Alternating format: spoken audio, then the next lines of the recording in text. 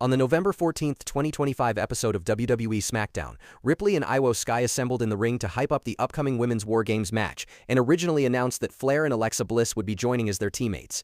But rather than accepting, Charlotte confronted Bliss and Ripley directly, publicly rejecting the idea of teaming with Ripley. She delivered a blunt promo, saying she didn't like Ripley, didn't trust her, called her a snake, and said their history was too toxic to ignore even if they shared a common enemy. This unexpected twist electrified the arena, leaving fans and commentators buzzing about what would happen next. Charlotte's refusal forced management to reconsider the team's structure, injecting unpredictability into a storyline that already had immense stakes.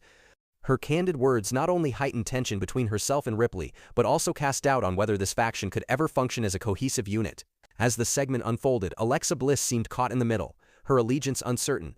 Viewers watched closely for any sign of which side she might ultimately choose. Meanwhile, Ripley responded with defiance rather than backing down, making it clear that she would find new allies if necessary, and vowing that her team would dominate WarGames with or without Flair. The drama set the stage for further confrontations in coming weeks, as alliances continued to shift and personal grudges threatened to tear potential teams apart from within. By refusing to simply play along for strategic gain, Charlotte elevated the story beyond typical rivalry, turning it into a personal battle defined by mistrust and unresolved animosity.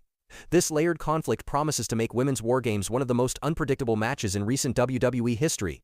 Charlotte told Bliss, "You are my friend and I do trust you, but count me out." Then she exited the ring, leaving Ripley, Bliss, and Sky standing alone. She posted, "Protect your peace," seeming to reinforce that her decision was about self-respect and boundaries. The refusal exposed the real tension and bad blood between Flair and Ripley, rooted in their past rivalry and high-stakes matches including previous title bouts. With Flair's dramatic departure, the uneasy alliance inside the ring began to unravel.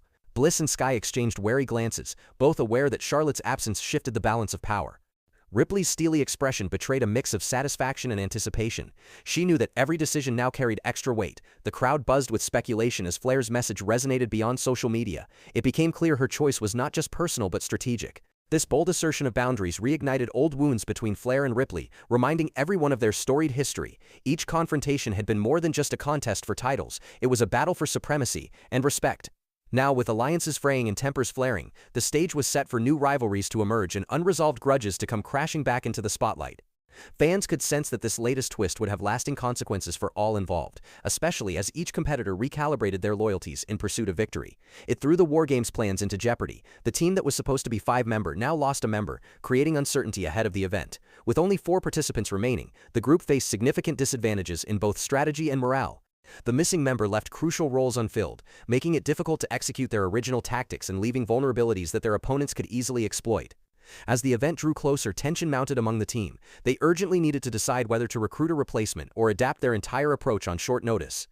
Their confidence wavered, but they knew that overcoming this setback would require resourcefulness and unity more than ever before.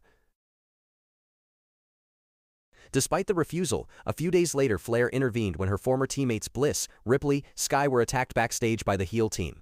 Flair ran in to save them with a kendo stick, showing that even if she had doubts about Ripley, she wasn't willing to let them take the beating alone.